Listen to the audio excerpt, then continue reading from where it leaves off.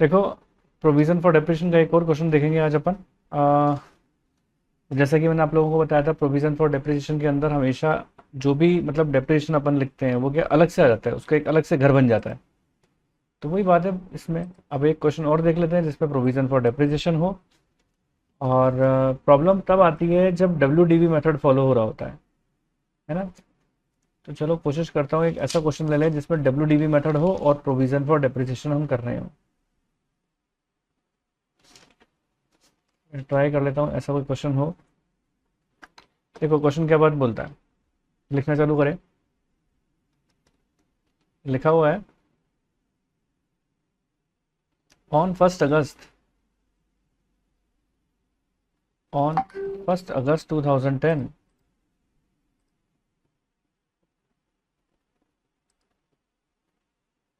1 August 2010, Hindustan Hindustan toys limited purchase the plant for rupees purchase a plant for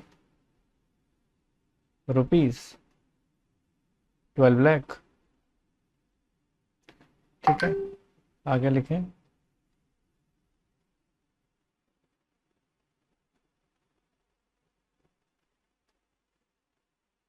the firm rights of depreciation, firm rights of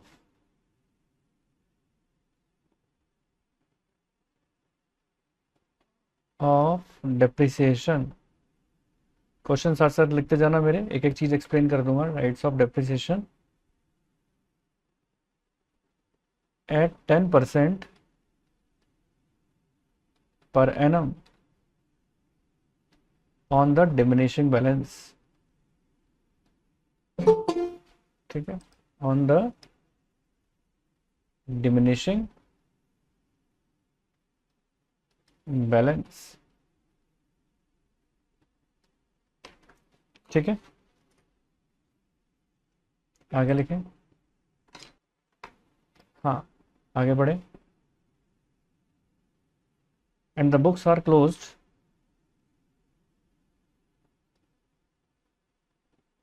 books are closed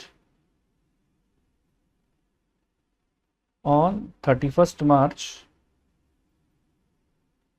on 31st March each year। on 1st July 2012, a part of the plant, a part of the plant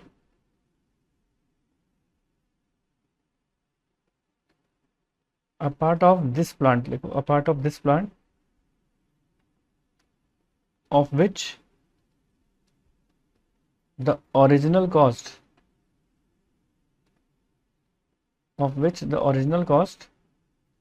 was rupees 1,80,000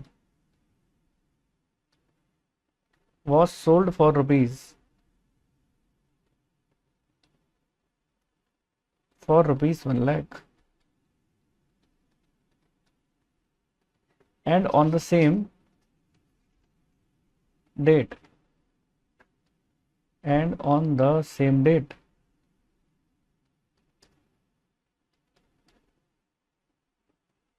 a new plant was purchased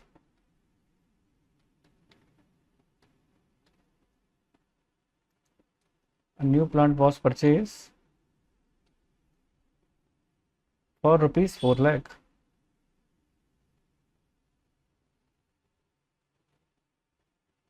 show the plant account show the plant account and provision for depreciation account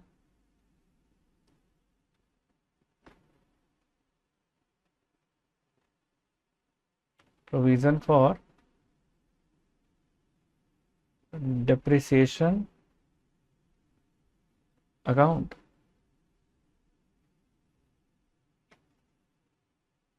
for 3 years ending 31st March 2013।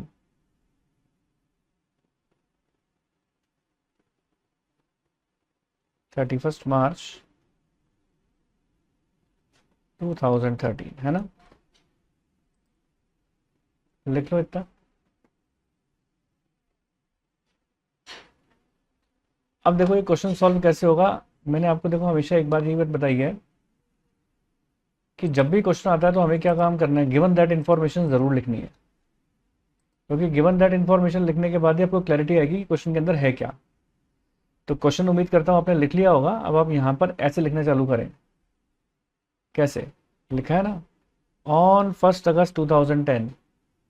अब देखो यहाँ पर अपन क्या काम करने जा रहे हैं, एक परचेज का कॉलम बना लो, एक सेल का बना लो। ये क्वेश्चन का पार्ट नहीं है, ये गिवन दैट इन्फॉर्मेशन है कि ताकि अपन को बार बार क्वेश्चन देखने की जरूरत ना पड़े।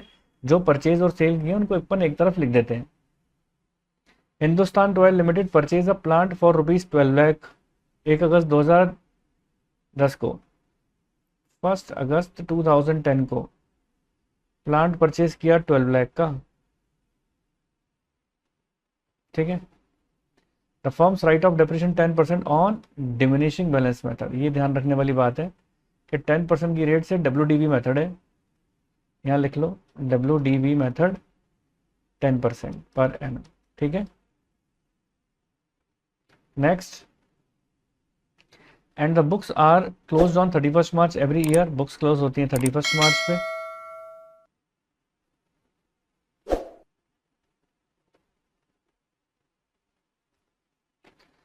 On 1st July 2012, a part of this plant, of which the original cost was ₹1,80,000, was sold for 1 lakh. 1 जुलाई 2012 की बात थी, लो लिख देते हैं 1 जुलाई 2012 की।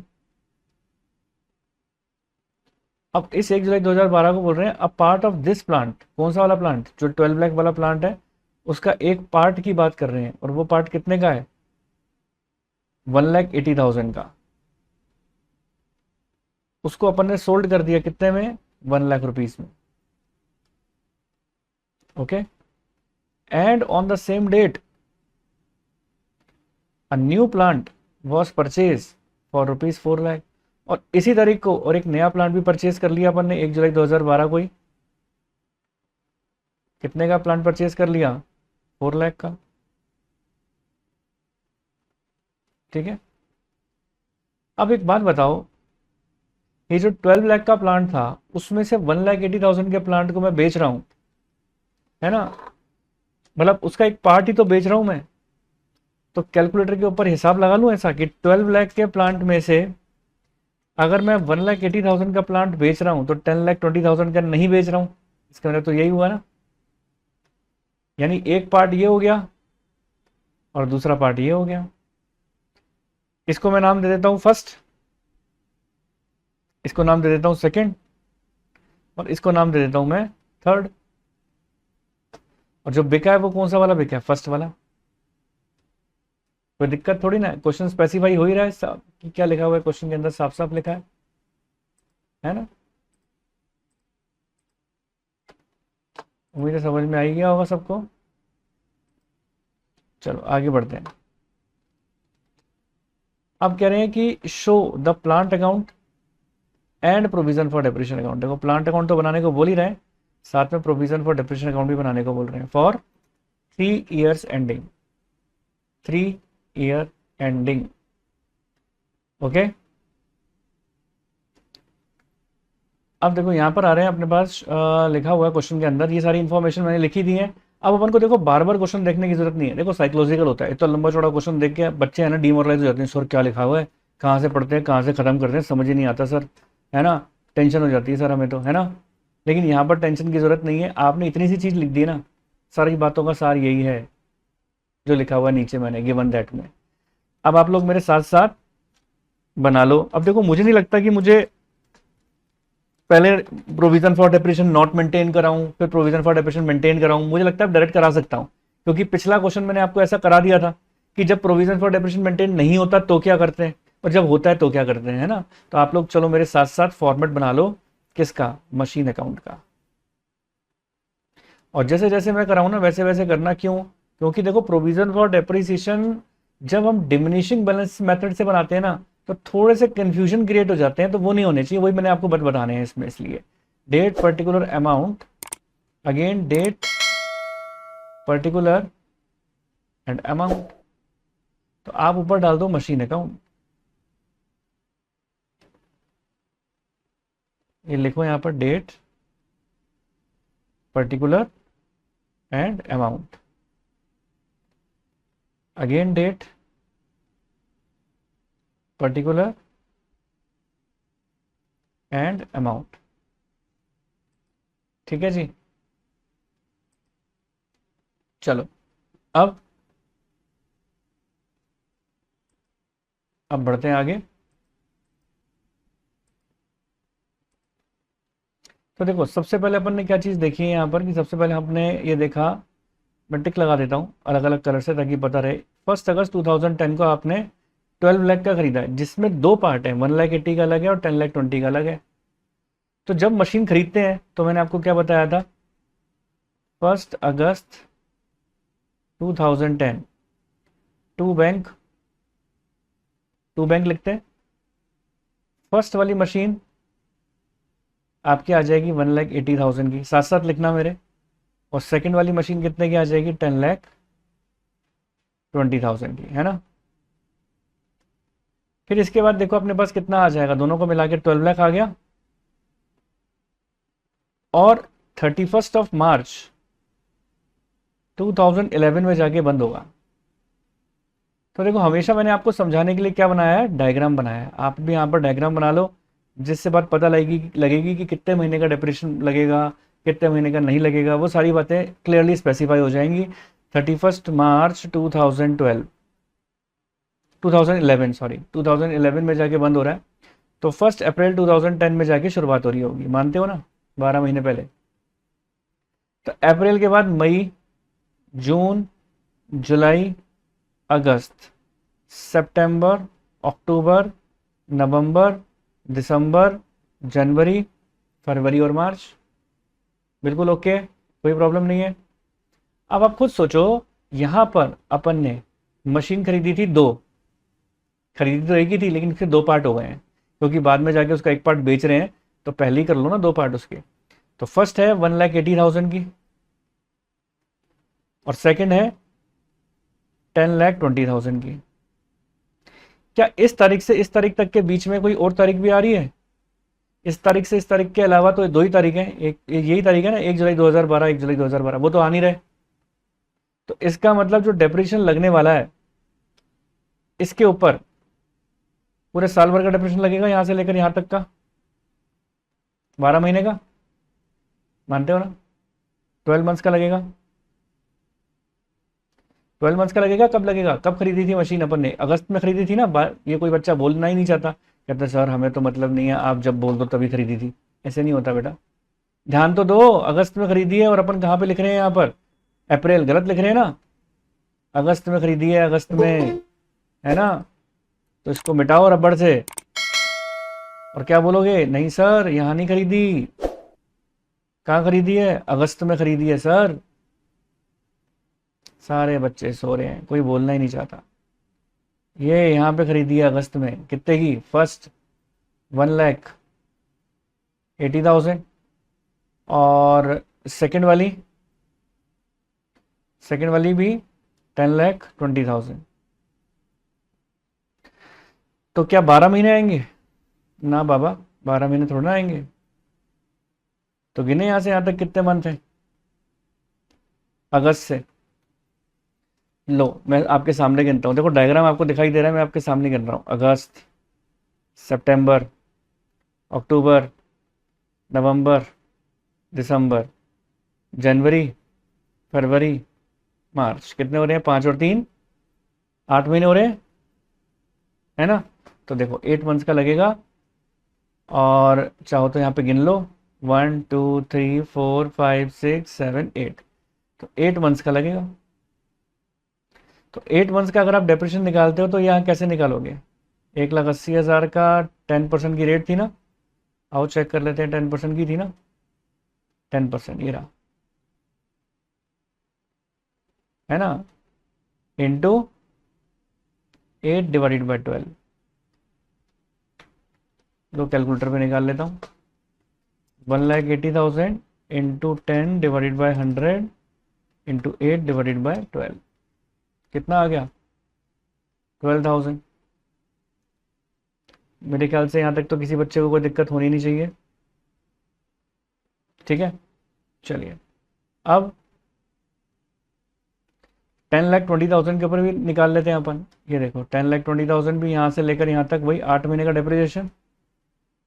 10,20,000 के ऊपर 10,20,000 इंटू 10/100 इंटू 8/12।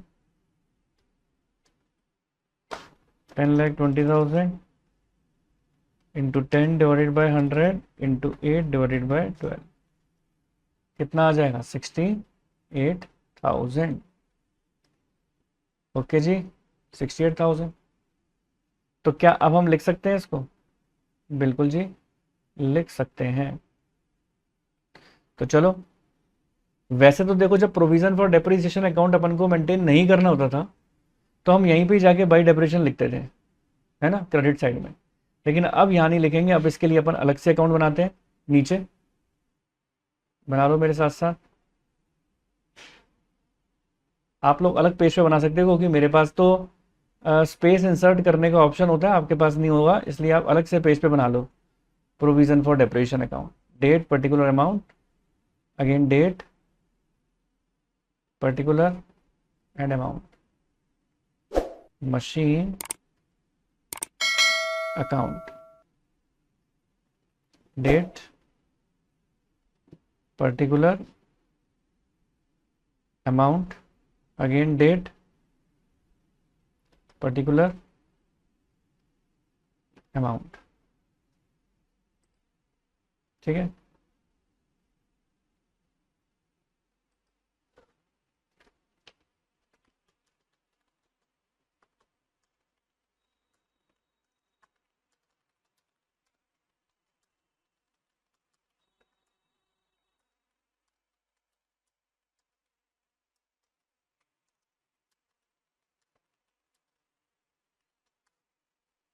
ठीक है, चलो अब बढ़ते हैं आगे की ओर।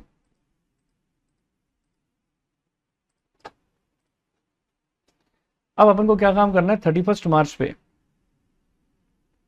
31 मार्च 2011 पे बाय डेप्रिसिएशन यहां पर जाके लिखना है।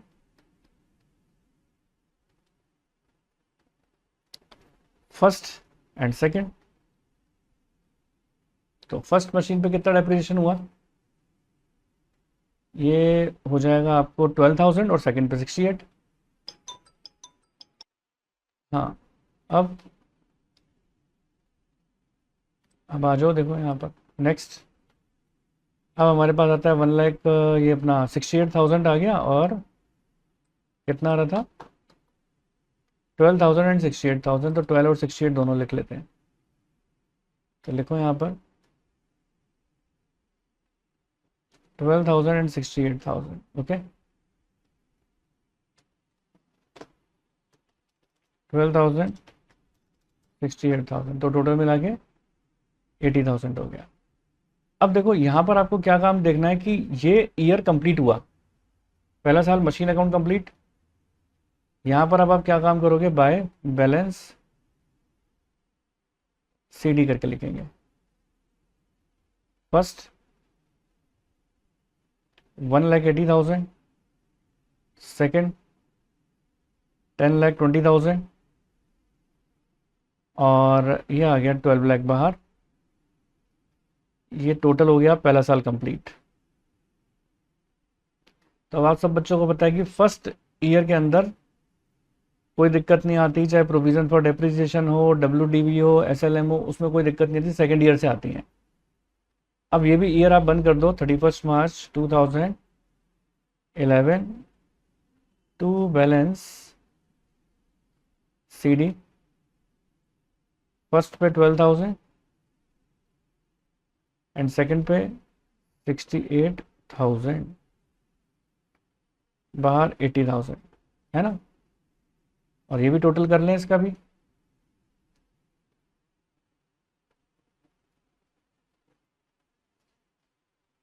80,000,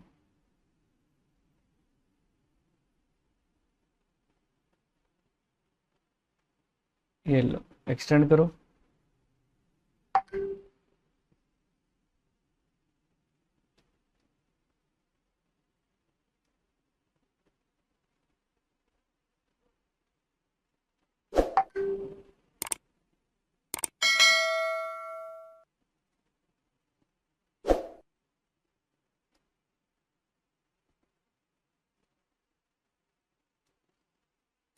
ये प्रोविज़न फॉर डेप्रिसिएशन लिख देना इसको भी। ये मशीन, दोनों में मैंने मशीन अकाउंट लिख दिया, इसको प्रोविज़न फॉर डेप्रिसिएशन लिख दो, प्रोविज़न फॉर डेप्रिसिएशन अकाउंट, ठीक है। लो एक्सटेंड कर दो, ठीक है। ऊपर तो मशीन अकाउंट अपन ने लिखा ही हुआ है। अब देखो, ये सीडी मैंने बताया था बीडी में ट्रांसफर होता है टू बैलेंस बीडी, ठीक है। चलो अब बढ़ो आगे। अब देखो यहां पर भी सीडी को बीडी में ट्रांसफर कर दो टू बैलेंस बीडी, ठीक है।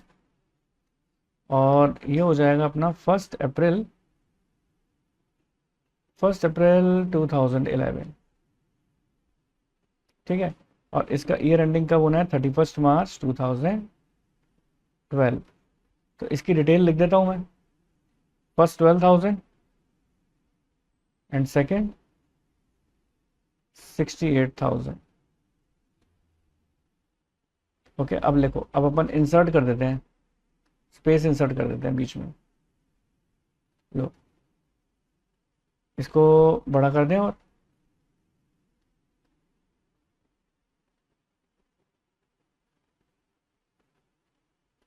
ये लो फॉर्मेट बड़ा कर दिया मैंने।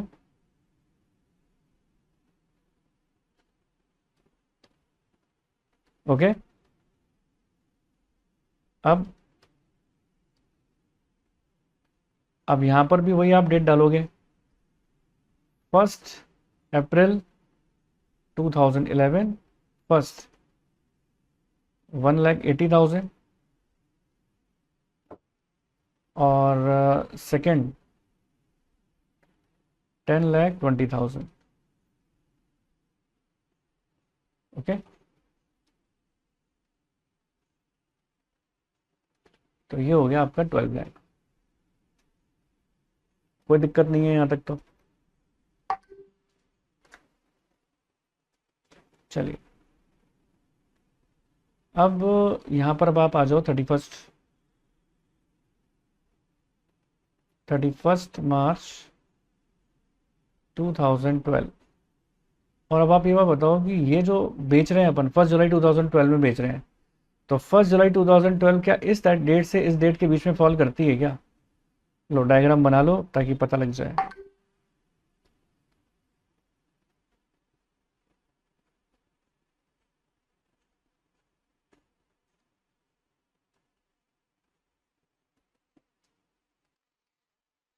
थर्टी फर्स्ट मार्च 2012 यहाँ लिखो, डेट वाइज डेट चलते चले जाएंगे, और 1 अप्रैल 2011 यहाँ लिखो।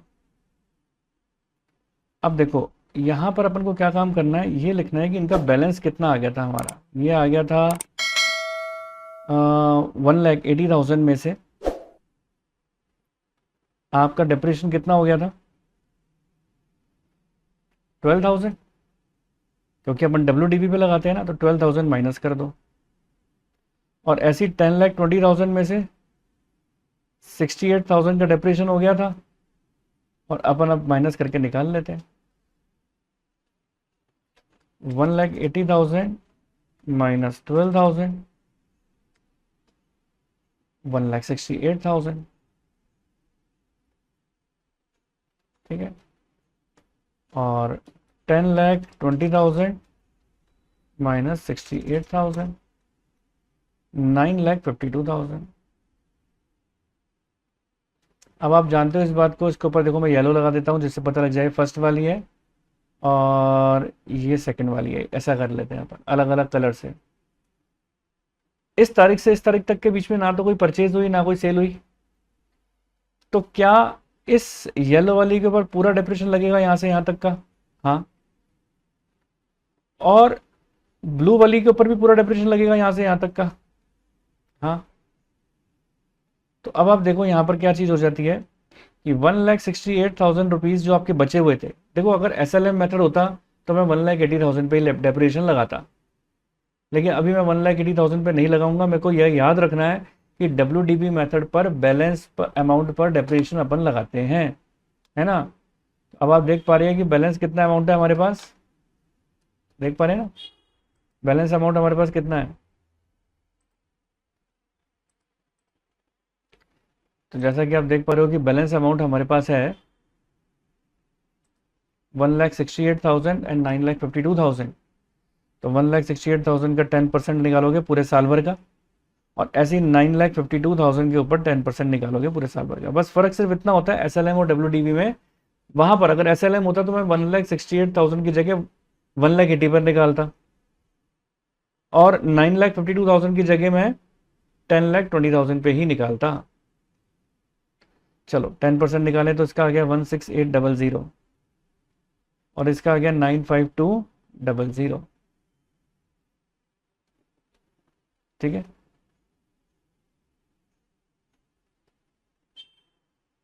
बाई, यहां आ जाएगा by balance CD, as it is आ जाएगा ये तो, क्योंकि यहां तो डेप्रिसिएशन लिखते ही नहीं है अपन। 1,80,000, 10,20,000, 12 लाख के 12 लाख, लेकिन डेप्रिसिएशन यहां जरूर लिखोगे आप बाय डेप्रिसिएशन। ठीक है ना। अच्छा, इसमें एक गड़बड़ हुई है देखो अपनी, कि जो CD जो है ना BD में ट्रांसफर करते हैं, वो भी अपन ने यहां पर उल्टा कर दिया। ये CD यहां BD में ट्रांसफर होना चाहिए था, ये CD यहां BD में ट्रांसफर होना चाहिए था बाई बैलेंस BD। फर्स्ट 12,000 और सेकंड 68,000, टोटल 80,000, और बाय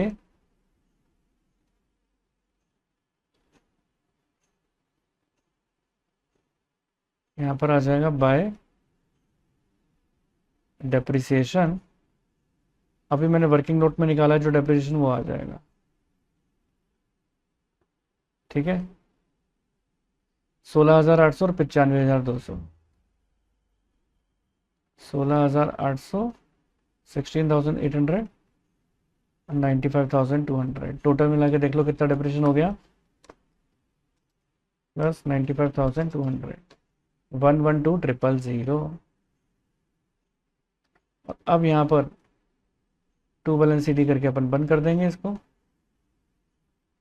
फर्स्ट वाला देखो 12,000 और 16,800 जुड़ जाएगा, 28,800 हो गया। और उसी तरीके से यहाँ पर 68,000 और 95,200 जुड़ जाएगा, 1,63,200। टोटल लगा लो कितना आया, 28,800 प्लस 1,63,200, 1,92,000। ये 2 साल हमारे पूरे हो जाएंगे। अब वो वाला साल आएगा जिसके अंदर हमको बेचना है।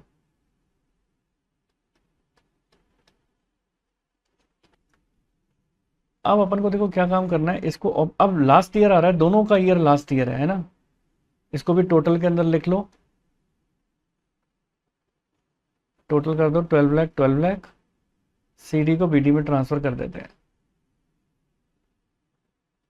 ये वाला CD यहाँ BD में ट्रांसफर होगा वापस से same 1 April 2012 to balance BD।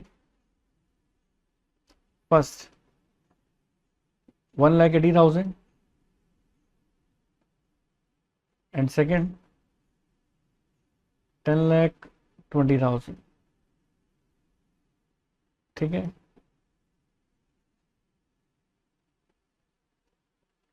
यहाँ तक ठीक है, कोई दिक्कत तो नहीं है यहाँ तक। अब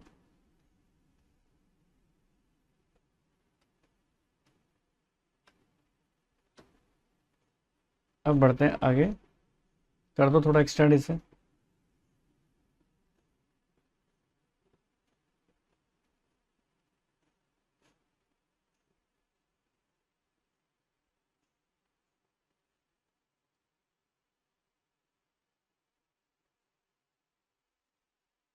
है ना, ये भी एक्सटेंड कर दिया, और इसको भी सीडी को बीडी में ट्रांसफर करने के लिए इसको भी एक्सटेंड कर देते हैं।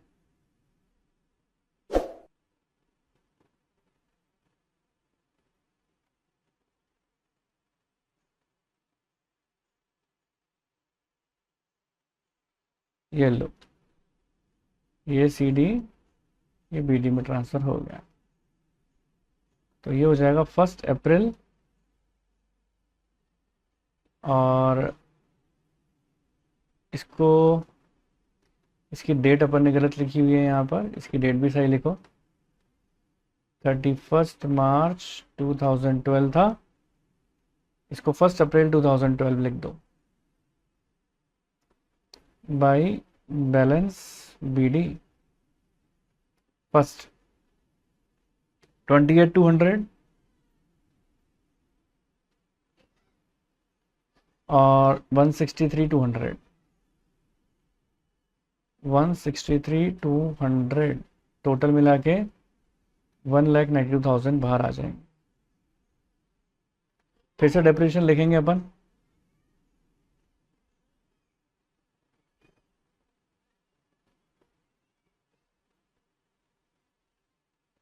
ठीक है, 31 मार्च ये 2012 था ना, अब ये 2013 हो जाएगा बाय डेप्रिसिएशन। लेकिन उससे पहले अपन ने मशीन को बेच दिया, पहली वाली मशीन को लिखा हुआ था ना, और कौन सी तारीख को बेचा? 1 जुलाई 2012 को, 1 जुलाई 2012। देखो क्वेश्चन के अंदर ही लिखा हुआ था अपन को। अब चाहो तो आप डायग्राम बना लो इसका, जिससे क्लैरिटी रहे। ये लो, 31 मार्च 2013,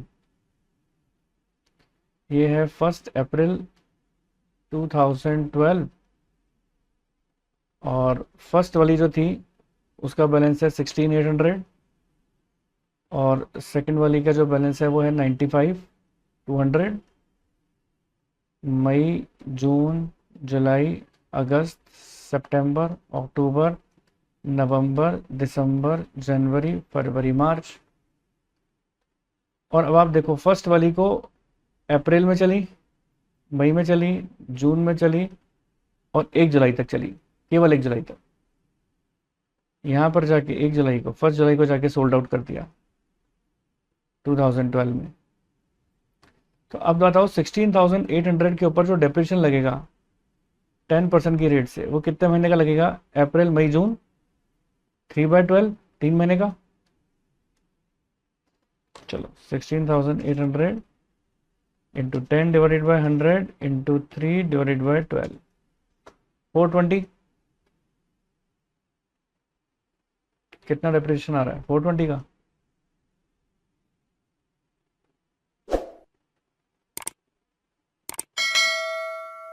कोई दिक्कत नहीं है यहाँ तक तो। अब और ये जो है, क्या ये भी बिकी है? नहीं, इस पे पूरे साल भर का डेप्रिसिएशन आएगा। 95,200 इंटू 10/100, 9520। चलो लिखो, यहाँ लिखो 1 जुलाई 2012 बाय बैंक, कितने में बेची है? 1 लाख में। ठीक है, अब यहाँ पर देखो डेप्रिसिएशन कितना लिखूंगा, फर्स्ट पे 420 का 420 आएगा ना, ठीक लिख रहा हूँ मैं, जस्ट अ सेकेंड। ठीक है जी, चलो अपन ने निकाल लिया दोनों के ऊपर डेप्रिसिएशन। देख सकते हो आप यहाँ पर बैलेंस निकाला सबको, सबसे पहले अपन ने 1,68,000 में से 16,800 लेस करेंगे, 151200 आएगा। 151200 का 10% इंटू 3 डिवाइडेड बाई 12 करेंगे, 3780 आ गया। ऐसी 9,52,000 हमारी बची हुई थी, उसमें से 95,200 लेस किया, 8,56,800 आया, और उसका 10% निकाला, 8,56,80 आ गया। दोनों का डेप्रिसिएशन निकालने के बाद हमने यहाँ पर लिख दिया। अब जिस मशीन को बेचते हैं ना, उस पर आज तक का जितना डेप्रिसिएशन होता है ना, उसको अपन 2 मशीन करके दिखाते हैं। 1 जुलाई 2012। अब आप बताओ 28,200 और 3780 दोनों को प्लस करेंगे, 28,200 प्लस 3780 तो कितना आ रहा है, 31,980। यहाँ देखो 28,800 है, ठीक है, अब सही है। अब 28,800 है ना, ये अपन ने ट्रांसफर गलत कर दिया था, 28,200 लिख दिया था, प्लस 3780 तो 32,580 आ जाएगा। तो 32,580। अब आप ये देखो, अगर आप प्रोविजन फॉर डेप्रिसिएशन अकाउंट में 2 मशीन लिख रहे हो, तो याद रखना मशीन अकाउंट में बाय प्रोविजन फॉर डेप्रिसिएशन लिखा जाएगा, बाय प्रोविजन फॉर डेप्रिसिएशन। कितना आ जाएगा, 32,580 1 जुलाई पर। अब आप निकाल सकते हो प्रॉफिट लॉस, कैसे, 1,80,000 की मशीन दिख रही है आपको, ये रही, उस पर इतना डेप्रिसिएशन हो गया, कितने की बची है, कैलकुलेटर पे देखना नीचे, माइनस 32,580 तो कितनी बची है, 1,47,420 है ना। जबकि माइनस आप उसको 1 लाख रुपीज में बेच रहे हो, तो इसका मतलब लॉस कितने का हो गया, 47,420 का। तो लॉस को क्या लिखाएंगे, 47,420 बाय P&L करके कितना दिखाओगे, 47,420 1 जुलाई। अब बची हुई मशीन के ऊपर वो आ जाएगा balance CD, by balance CD 10,20,000। और यहां पर आपने एक मशीन और खरीदी थी 2 बैंक करके, उसके ऊपर भी डेप्रिसिएशन आ जाएगा। 1 जुलाई पे कितने की खरीदी थी आपने, 4 लाख की, तो वो 4 लाख और ये 10 लाख, तो 14,20,000 हो गया ना भाई। आपने वो जो 10 लाख की खरीदी है वो, और ये 10,20,000 की जो बैलेंस बचा है वो, और जो 4 लाख की खरीदी है वो, दोनों का मिला के बैलेंस कितना हो गया, 14,20,000 का। ठीक है, अब हम अपनी अगली क्लास के अंदर क्या देखेंगे कि यहां पर अब जो मशीन हमारी बची हुई है उसका डेप्रिसिएशन, और जो नई खरीदी है उसका डेप्रिसिएशन माइनस करने के बाद हमारे पास नेट बैलेंस कितना आता है। उम्मीद है यहां तक की बात आपको अच्छी तरह समझ में आई होगी। तो उम्मीद करता हूं आप लोगों को मेरा वीडियो अच्छा लगा होगा, पसंद आया होगा। मेरा वीडियो अच्छा लगा, पसंद आया तो इसको लाइक कर देना, चैनल पे नहीं हो तो सब्सक्राइब कर देना, और अपने फ्रेंड सर्कल के साथ ज़्यादा से ज़्यादा शेयर कर देना। तो जल्द से जल्द मिलते हैं अपने नेक्स्ट वीडियो के साथ, तब तक के लिए ओके, टाटा, बाय बाय।